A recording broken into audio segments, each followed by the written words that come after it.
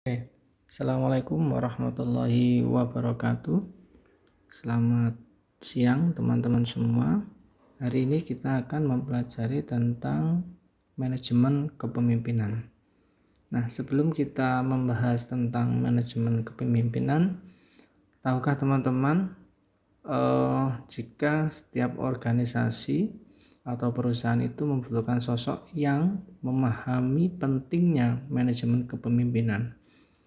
Manajemen kepemimpinan itu sendiri merupakan gabungan dari dua kata, manajemen dan kepemimpinan.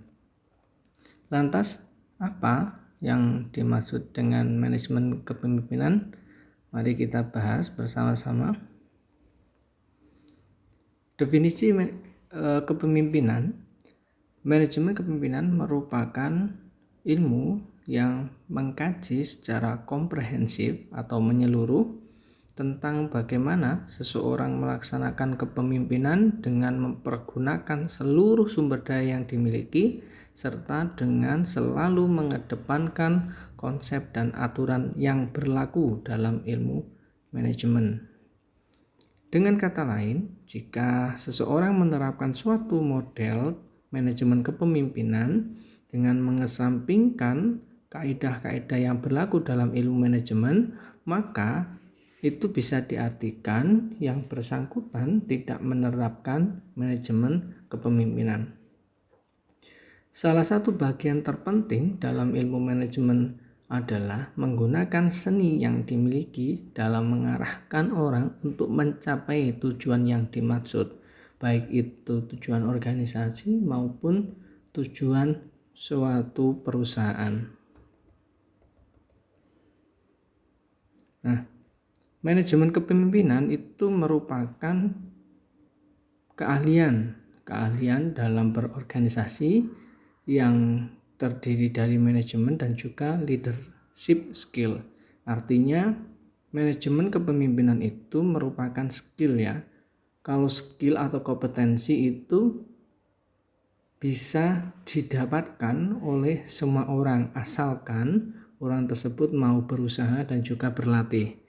Kalau tidak mau berusaha dan berlatih, kalau berdasarkan teori ini, maka seseorang kemungkinan akan canggung ketika dihadapkan pada situasi dia akan menjadi seorang pemimpin.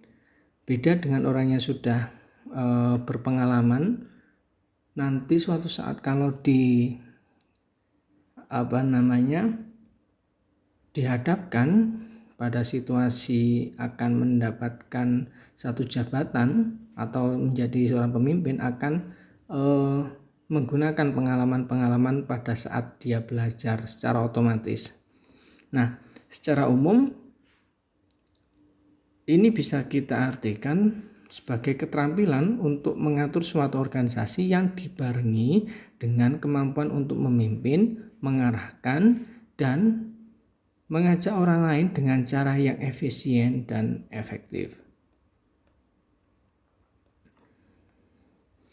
Nah, penempatan kata seni ini menjadi penting dalam konsep ilmu manajemen karena dengan seni kita bisa memberikan arahan kepada seseorang untuk melaksanakan suatu pekerjaan secara tepat.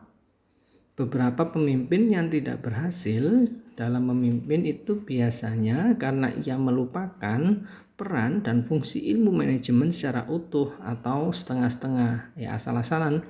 Bisa jadi karena memang dia belum pernah belajar atau belum pernah mendapatkan kesempatan untuk menjadi seorang pemimpin. Nah, di sini pemimpin itu bukan berarti dia harus menjadi ketua dalam suatu organisasi atau menjadi ketua dalam suatu komunitas. Namun, jiwa kepemimpinan ini kan bisa muncul pada siapapun ketika dihadapkan dalam situasi-situasi tertentu. Nah, jika kita semua menghadapi hal ini, maka manfaatkan peluang itu. Meskipun kita menjadi anggota, tapi kan bisa jadi kita suatu saat akan dijadikan panitia, mungkin ketua panitia, atau kita diminta untuk memberikan saran. Nah, di sanalah kita bisa membangun atau melatih diri kita dalam hal kepemimpinan itu. Dan ini juga berlatih untuk manajemen kepemimpinan. Nah, di dalam manajemen kepemimpinan atau seorang pemimpin itu ketika menempatkan posisi atau divisi-divisi orang yang dibawahi, itu ada teori yang namanya the right man and the right place. Nah, penafsiran konsep ini menjadi menarik pada saat seseorang pemimpin itu melakukan terobosan atau penempatan posisi jabatan seorang karyawan dalam bentuk promosi jabatan. Jadi, seorang pemimpin ketika mau menempatkan karyawannya itu harus melihat dari semua sisi, tidak hanya karena kedekatan antara pemimpin dan dia, namun karena memang potensi yang dimiliki, kemampuan yang dimiliki, skill yang dimiliki karyawan itu sesuai dengan job desk atau pekerjaan yang akan ditangani. Apakah tidak boleh menempatkan orang yang dekat dengan kita? Boleh. Asalkan yang kita tempatkan itu adalah orang yang memang berkompeten. Kalau kita nanti sebagai pemimpin dan menempatkan orang yang tidak berkompeten di sana, ya organisasi atau perusahaan itu tetap akan berjalan. Namun dalam pencapaian hasil, dalam pencapaian visi misi bersama itu kurang maksimal hasilnya. Maka the right man and the right place. Jika dalam hal ini seorang pemimpin mempromosikan jabatan karyawannya tidak sesuai dengan keahlian, maka ini akan berpengaruh terhadap kinerja dan juga produktivitas kinerjanya. Sebenarnya penafsiran konsep ini bukan hanya harus dilihat bagaimana seorang pemimpin menempatkan karyawan sesuai dengan tempat dan kemampuannya, namun juga harus dilihat sebaliknya, bagaimana seorang pemimpin menempatkan kepemilikannya ilmu atau manajemen kepemimpinannya yang dimiliki itu ketika mengambil satu keputusan atau kesimpulan. Ya, tentunya keputusan, kesimpulan ini untuk menunjang perusahaan atau organisasi yang dipimpinnya itu. Jangan sampai dalam mengambil keputusan atau kesimpulan itu berdasarkan tujuan individu. Oh, saya biar dilihat oleh pemilik modal, saya biar dilihat oleh senior dan lain-lain. Bukan untuk itu. Ini untuk tujuan bersama. Organisasi itu kan tempat kita, atau perusahaan itu kan tempat kita mengeksplor kemampuan kita. Nah, tingkatan manajemen. Mohon maaf di situ tidak terlihat ya. Tapi saya akan jelaskan dan coba saya akan menuliskan ada 3 tingkatan manajemen di sana. Ada yang namanya top level. Nah, top level itu merupakan manajemen puncak atau tingkatan manajemen yang paling atas dan memiliki otoritas tertinggi pada sebuah organisasi perusahaan, dan dia bertanggung jawab langsung kepada pemilik perusahaan. Umumnya top level ini merupakan jabatan tertinggi dan ini hanya bekerja pada tatanan konseptual dan pemikiran, bukan pada hal-hal teknis. Manajemen puncak memiliki kewenangan yang besar di antara manajemen pada tingkatan lainnya. Nah, manajemen puncak berhak untuk memilih, memangkat, dan juga memberhentikan manajemen yang berada di bawahnya. Contoh, manajemen puncak adalah CEO, Chief Executive Officer, ya, CEO. Nah, atau GM. GM itu maksudnya General Manager atau yang sering pula disebut Presiden Direksi, Presdir ya. Nah, direksi merupakan perwakilan dari pemilik perusahaan atau pemegang saham. Mereka dipilih oleh pemegang saham perusahaan dan CEO dipilih oleh Dewan Direksi perusahaan. Nah, kemudian yang kedua adalah middle level management. Middle. Nah, Apa itu middle level management? Middle level management atau yang sering disebut manajemen tingkat menengah itu adalah manajemen tingkat menengah berada pada tengah dari hierarki manajemen pada sebuah perusahaan. Manajemen ini dipilih oleh manajemen puncak dan manajemen tingkat menengah bertanggung jawab atas pelaksanaan rencana yang sudah ditentukan oleh manajemen puncak. Berbeda dengan manajemen puncak, manajer tengah cenderung bekerja mengendalikan kemampuan manajerial dan hal-hal yang bersifat teknis. Kalau manajemen tingkat middle ini atau menengah ini tidak begitu membutuhkan keterampilan yang sifatnya konseptual karena hubungannya nanti di hal-hal yang sifatnya teknis, gitu ya. Kemudian yang ketiga itu adalah first line atau lower level management. Lower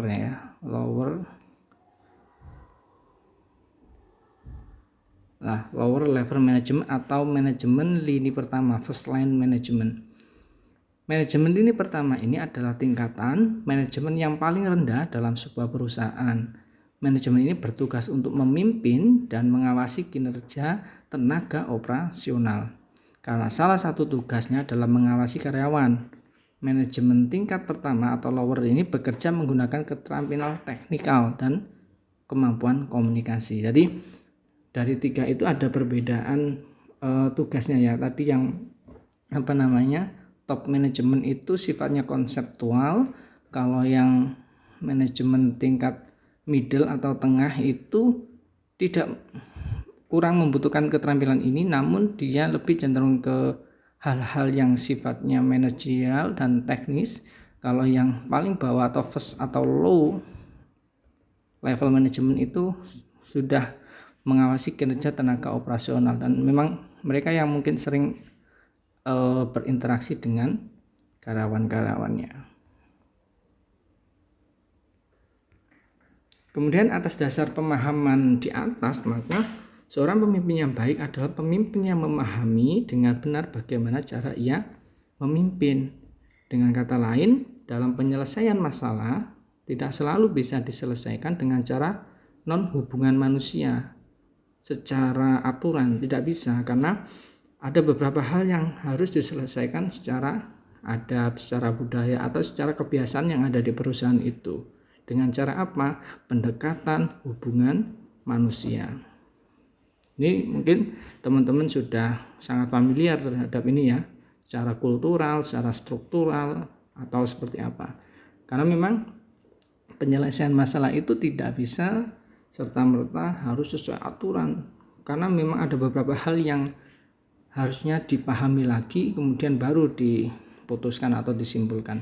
Nah, manajemen kepemimpinan yang sistematis.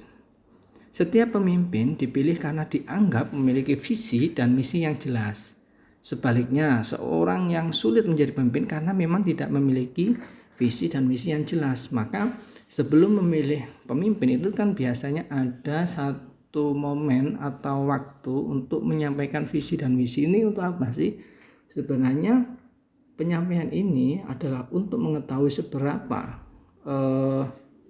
atau bagaimana visi dari seorang pemimpin itu dan bagaimana misinya. Apakah ini selaras dengan organisasi itu atau selaras dengan perusahaan yang akan dipimpinnya. Nah, ini menjadi penting karena kalau ternyata dalam penyampaian saja sudah tidak ada visi yang jelas, tidak ada misi yang jelas, ya jangan dipilih. Pilihlah pemimpin yang mendekati itu. Yang mendekati maksudnya memiliki visi, memiliki misi yang jelas. Nah, suatu visi dan misi hanya bisa diwujudkan jika pemimpin tersebut melakukannya secara sistematis.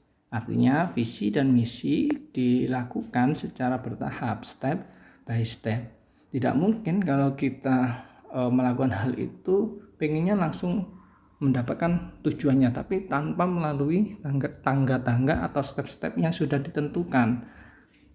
Maka seorang pemimpin yang baik itu adalah pemimpin yang sistematis. Namun ini adalah relatif ya. Kita harus melihat kondisi dan realita yang ada dalam perusahaan atau organisasi itu.